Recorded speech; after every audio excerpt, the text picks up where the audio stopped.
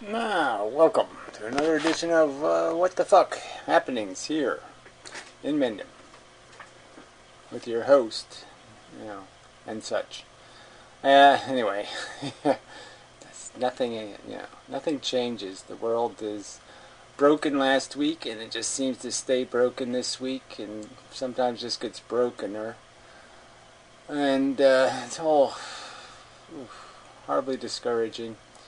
But as I've stated before, there's just no alternative way to live your life than to, go through your life and recognize these little simple things, that I'm not the only person, and worse than the fact that there's 7 million other people, is that there's this whole new generation thing that happens, and in a way, that's your real vulnerability, It's one way to see it like, okay, the other assholes are really assholes, and I can declare them, get what you deserve.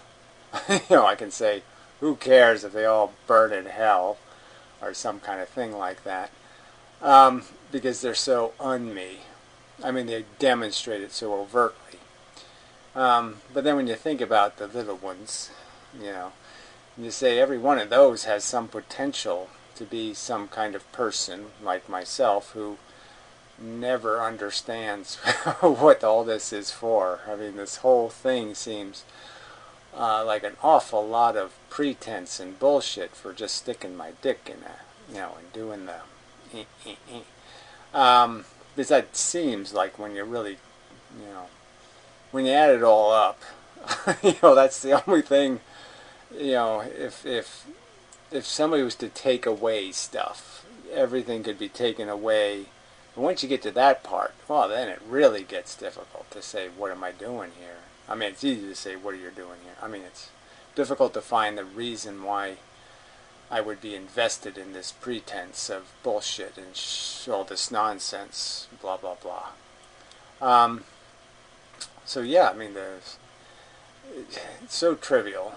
But anyway, so you just realize that the future is going to have these people in it who may have a representation of my voting block, so to speak. So you can sort of think of it that way. I mean, there's a certain number of people who are certain things.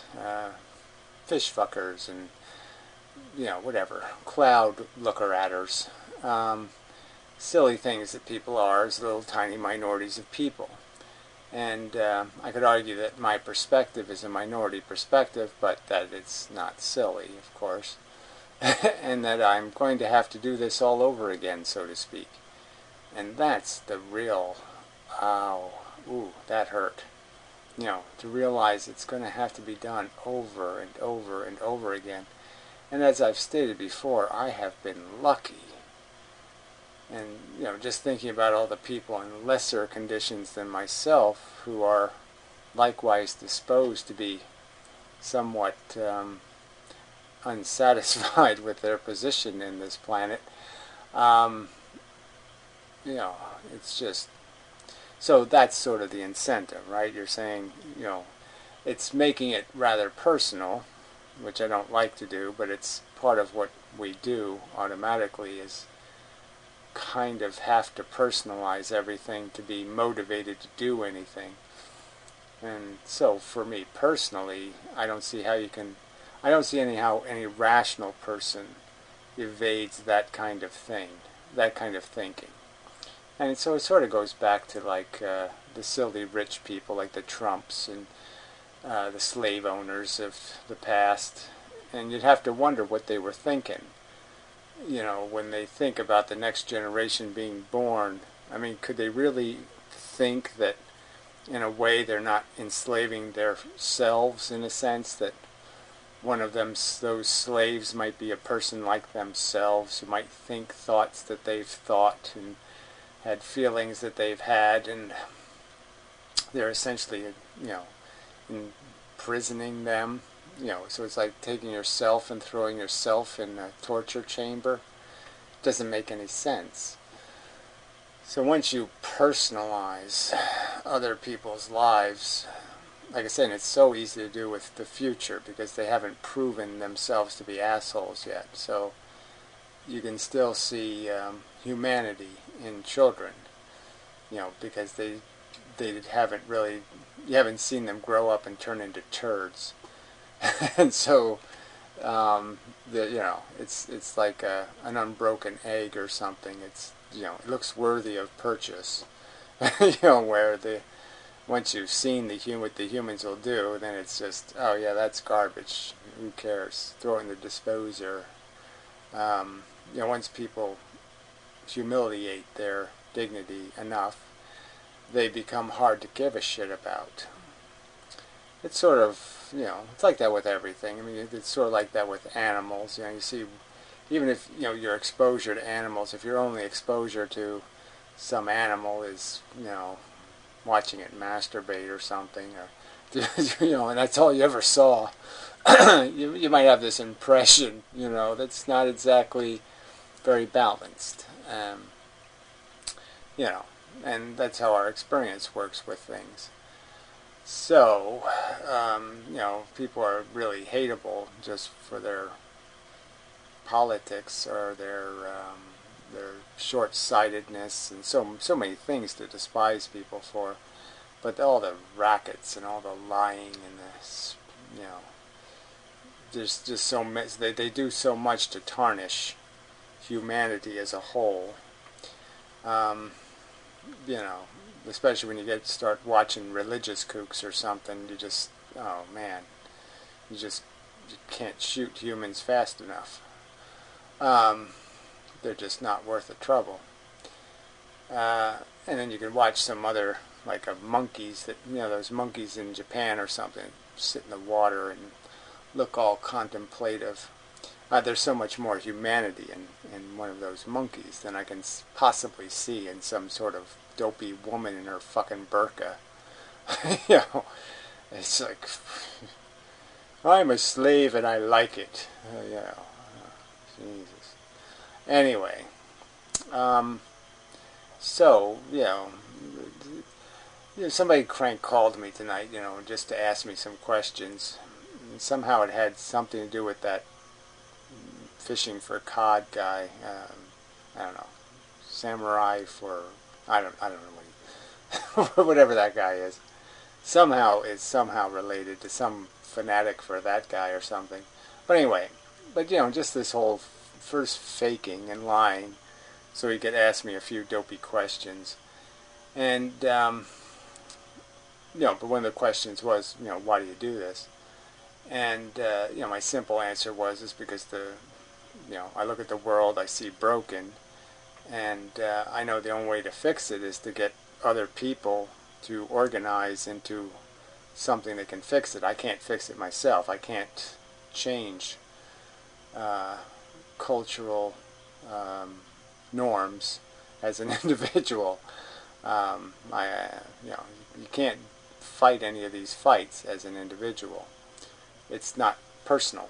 It's not something you can go wash some dishes and the job is done. It's more complicated to fix the world.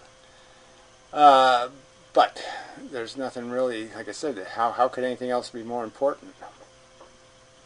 So even though it's kind of difficult and futile, perhaps futile, like I said, long odds anyway, of this effort bearing fruit.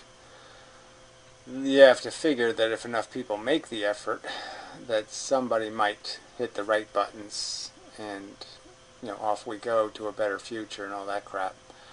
So it's, you have to do it because, if you find excuses to evade it, then that other guy who might have been successful will also find those excuses and also evade it. So, so that you kind of know you have to do it. It's like the going to war thing. I'm not going to win the war. But that if everybody says, I'm not going to win the war and stays home, then you're not going to win the war. So, it's the same kind of logic that's involved.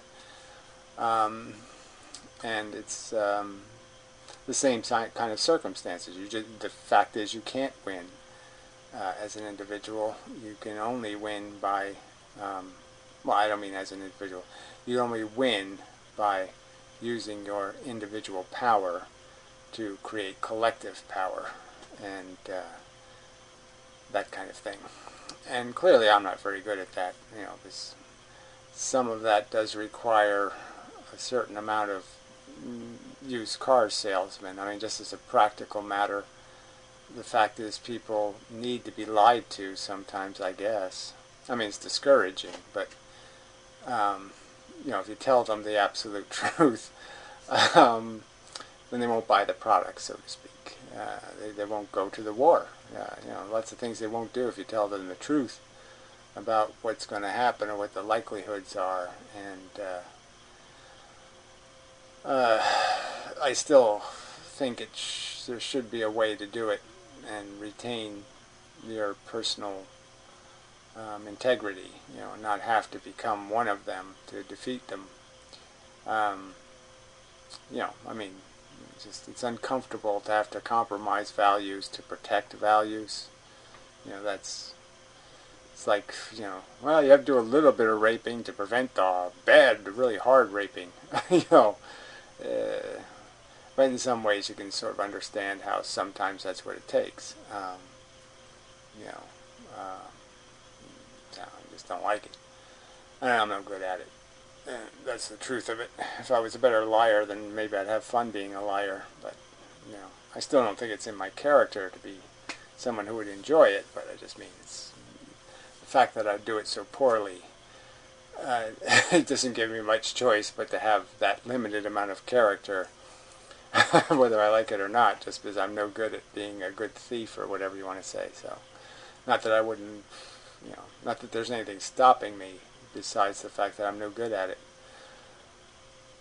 Like I said, I'd like to think there's something a little deeper that stops me, so I'm not saying I'm characterless, I'm just saying, or that I'm whatever character I have is only because I'm too dysfunctional, you know, to have bad character. Something like that. So anyway, yeah, so the game is really this interaction, and I'm focused on some kind of notion that all you really need is the arguments, and you know, I still think that way. And part of the problem, though, is the vocabulary, and you know, all these little, every word has a huge different connotation, definition for every person. So you say communist, and some people say, oh yes, that's a theory that, you know, about collectivism that has never been successfully, you know, implemented because of the problems of personalities in politics, and, you know, it's always through dictatorships, and they would get blah, blah, blah, blah. But theoretically possible, you know. And somebody else's reaction is, fucking insane, Nazi-esque, control freak, crazy fucks who you want to steal all the, you know, liberty and no individual freedom and blah blah blah, you know, and they, you know, they have just completely gulag, you know, comes to mind for them, and like somehow the commies want gulags or something, some kind of thing like that. There isn't some kind of thing provoked out of political necessity, because that's the only way they can survive politically, is to pretty much destroy their enemies, because their enemies are powerful. But anyway, I don't want to get into, you know, see, even the politics of those subjects, you just end up in a morass of bullshit, you know, where, you know, the Hitler type cards are just thrown all over the place, and you never really get to the subject.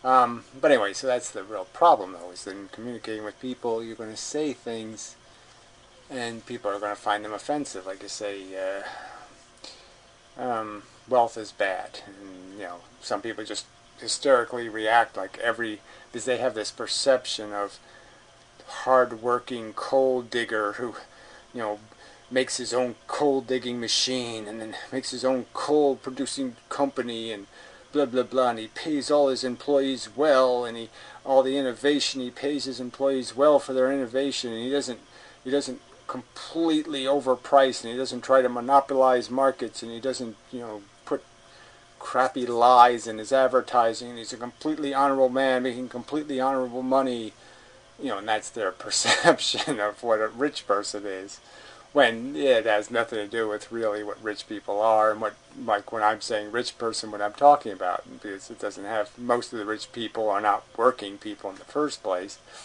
and then the ones that are working aren't working at doing anything socially beneficial. They're just working on ways of, cheating the stockholders and the customers as much as they can.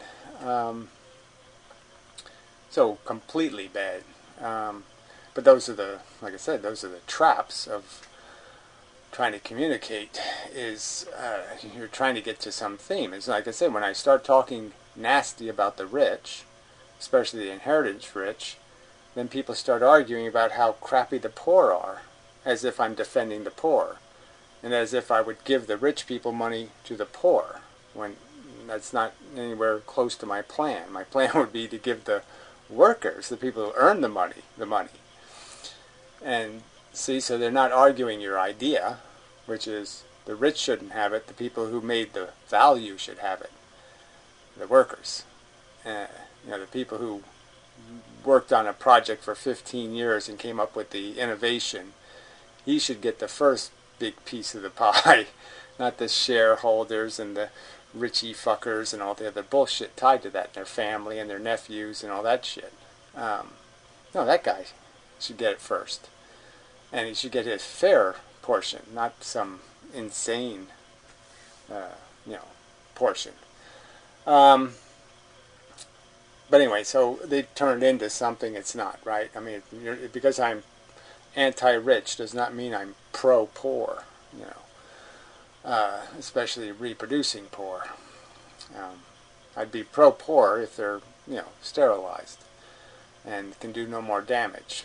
I'm pro, not that I'm pro-disabled, but I mean I'm pro being sympathetic to the fact that there are a lot of people who are born incapable, or who, sort of like myself, become marginalized through their life in some way where, they can't play along in the normal way. They're three-legged in a way or something. They're just not going to be able to run with the rest of the dogs. So I'm certainly pro not torturing them, not denying the obvious, which is, they're going to need some help to get through this thing. So whatever. But I don't want to get in, I mean, anything any kind of, like I said, as soon as you show any kind of sympathy for that, then all of a sudden they throw these draconian, Darwinistic attitudes, that are just so intolerant to accepting any responsibility for the cost of the real world of what happens on planet Earth. So again, I mean, the simple, so here's the definition of a broken. Is maybe the definition of the broken would be the poor, for example. And they've been around a long time, and I often mock Jesus' quote where he said, "The poor will be with you always," as if that was from my perspective, that's the worst thing a savior can come. That's if you're showing up and you're going to save the day and you're saying the poor will be with you always, then you just don't know what saving the day means. So yeah, that's just kind of funny. So it's a huge problem the world's been facing for thousands of years, and and it has causes, and we know one of the causes is this reckless reproducing. That people who really aren't capable of creating children capable of doing better than themselves are pretending they can. And it's not going to happen on top of a garbage dump in Mexico City. You're not going to raise the next Albert Einstein there. Not that he's a very good example, but you get my idea. Peter Salk, or whatever his name was. Some productive contributor is usually not going to be hatched in that kind of location. And we can kind of know those statistics. And they're sort of, as statistics are important. Because, for the 1 in 1,000, that means the one has to pay for the other 999 failures. He has to be so valuable.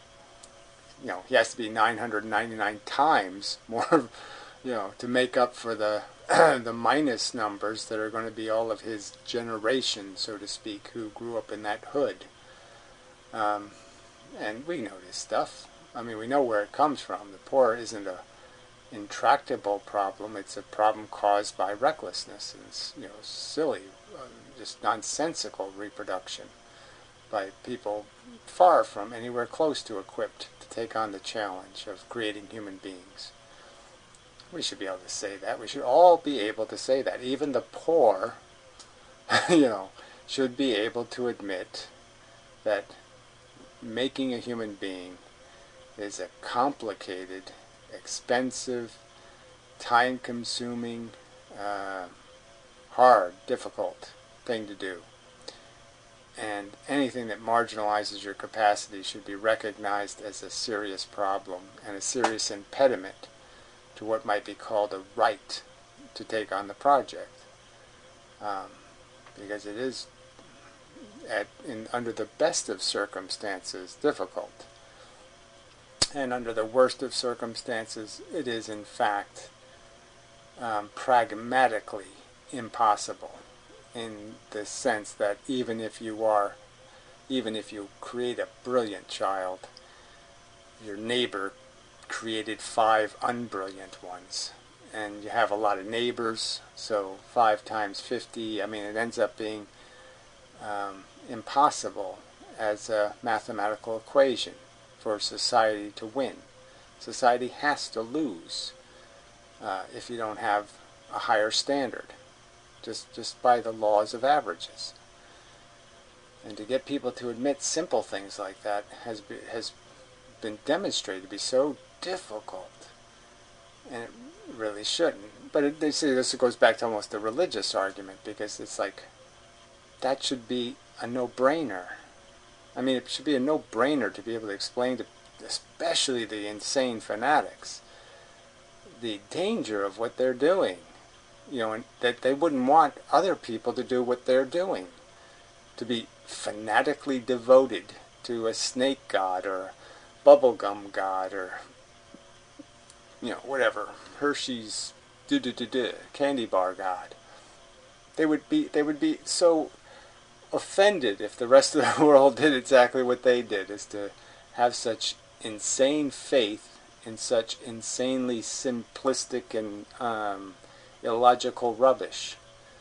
Going around kissing bricks and shit in devotion for just absolute nonsense, because they watched a cartoon on TV and became a SpongeBob fanatic or something, and and kept talking to water and sticking their head in the dog's water dish and to see if SpongeBob was in there. It's that conversation should be a real. It should just be that there's another one of those things where you just say, shit, should be one of the first things we clean up, is these profoundly delusional belief systems that are so corrosive to any kind of social cohesion or rational perspective. But yeah, it's just totally unacceptable, this dogma in some bibble babble boo book of bullshit. It's so illogical. It's so and again, like I said, by their own perspective, they can understand that they wouldn't want fanatic Christians and fanatic this and fanatic all this other stuff. They wouldn't want anybody doing what they're doing based on the same lack of evidence and reasoning.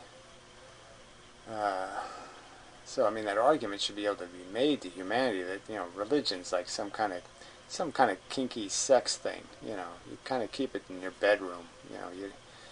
You don't walk on the streets with that shit, and you certainly don't mind warp children with it.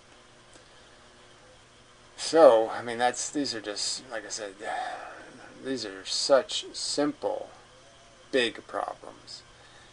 that you can't make any headway on, realistically. I mean, I suppose there has been some headway in the sense that in most circles where people have, complete vocabulary and finished high school and all that kind of shit, that kind of crap don't wash very well.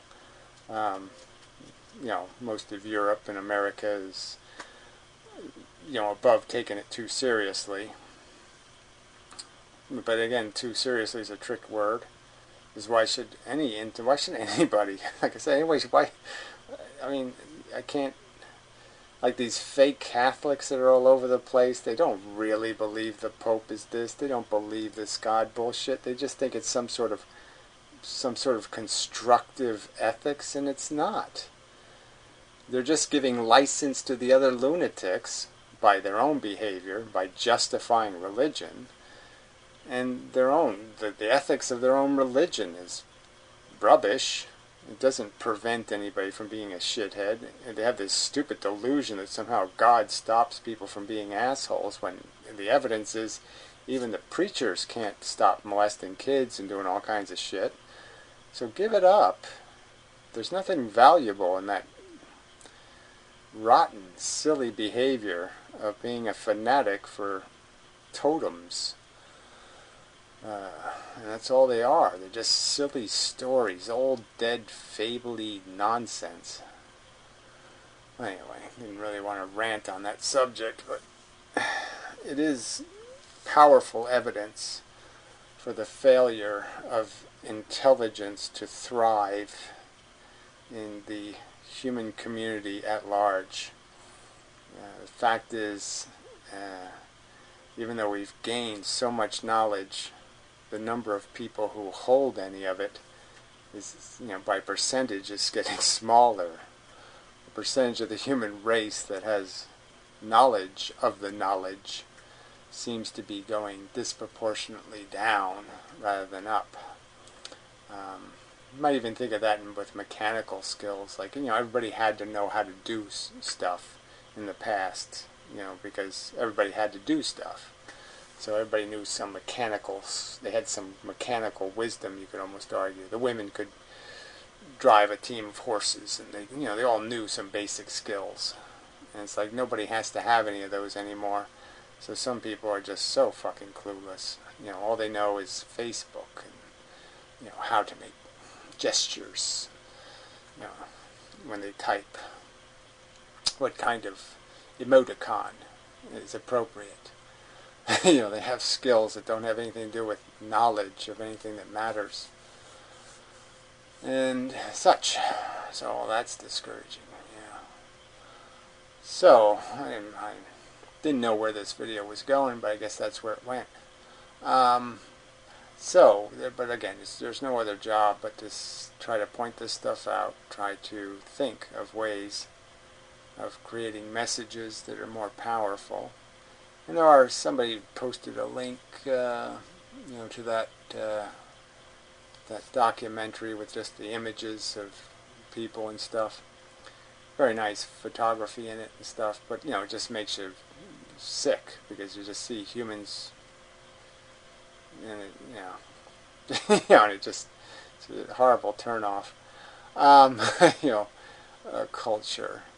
All the different cultures and all the silly behaviors and stuff, and what they waste money on, and their cathedrals and all the bullshit. So anyway, but it's an effective way of talking, even without words, and stuff like that. And so I have to think more creatively, I suppose, in terms of saying things in some other words than this, and in some other, something other than just my sincere, I'm talking to you. Do you understand? My brain is attempting communication with your brain. That just doesn't work. We have to do, apparently there has to be the appropriate antics first. We have to do some kind of signaling, certain specific ways to be able to trigger the friendly response from the other minkies. And, that's just, again, horribly disappointing that you have to translate everything into, blocks of A, B, C, D, you have to, it's like you have to turn everything into a Lego and then make a Lego thing out of it, because that's all people understand is Lego. So you can't take any complex ideas, don't convert into Lego. And so it's really a problem, because Lego just doesn't do detail,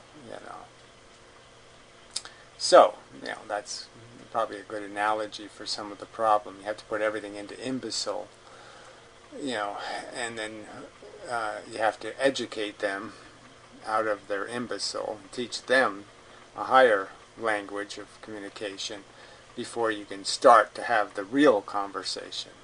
It's kind of how it works. And that's tedious and time-consuming and mind-consuming. And but it certainly has to be part of my agenda, is to recognize facts like that and try to work within the system that I'm stuck with. And so if that's what I have to do, if I have to learn baby talk, then maybe I have to learn some baby talk. I don't think I can, So some things I just don't think I can do, But we'll see. Who knows? I wouldn't have guessed this is where I would have been 30 years ago. And so, there's lots of things I'm doing I wouldn't have guessed I'd ever did, have done, have did there in baby talk. Yeah. In general, internet typing. There's a lot of bad typing going on the internet. I sometimes type poorly, but those are real mistakes. They're not the way I, well, whatever. Just, everything's going so, it's just, it's just part of the symptom of this communication problem is stuff like Facebook and Twitter and, all of these, turn everything into this small language. And we're in a world where the problems need the big language solution. Nuclear power plant kind of detail is what we're after here to do it right. And they're twittering, the blueprint of the nuclear power plant. You just can't Twitter it. So I guess that's one of the first jobs, like I said, is to get people to realize they're going to have more knowledge if they're going to keep opening their mouth and making words and saying shit and having opinions. If you're going to have opinions, you're going to have to qualify them by having actual knowledge of the subject you're opining on. Yeah. Right. So no point in going on and on. Probably I could, but it's try to make this one a shorter video. And see what happens. So, I think that's it. See if I can find something to play with during the week here and make a video or two, but there isn't much. I tell you, you can't find much to argue with. And the people don't seem to want to have arguments or discussions or debates. And so I do, I have an open invitation. If somebody really wants to make some sort of serious argument about how humanity is some wonderful thing that needs to keep doing this kind of slop on this planet or any other planet, any defense at all, almost on any level, demonstrating that there's some vital necessity to continue playing with this bomb that keeps blowing up. It's shit. The basic nature of life is shit, and they keep trying to mold it into something, and it never holds any other shape. It always reverts to its form, which is shit. And that's kind of demonstrated by what we're in right now. I mean, here we are in full-blown idiocracy, and every effort's been made through gaining information and social infrastructure and all kinds of stuff to form the shit, and it just won't hold any form. You know, it just keeps reverting to its nature of asshole. Alright, well, that's enough. No, it's probably enough. So I don't know what's in the background. It's probably going to be rubbish, but I'll work on that too. I thought there'd be more stuff in the summer, and there just wasn't for some reason. So I'll have to find winter things to video. But anyway, I'll try to find some better way to present these arguments.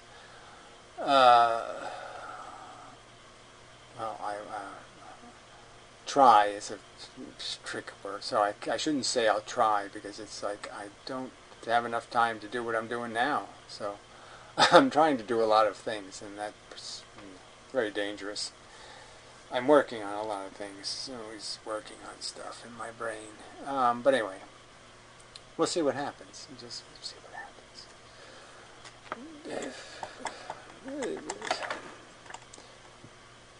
I don't like making excuses, but yeah, I'm just one person, you know. But anyway, till the next time, and so forth and whatnot.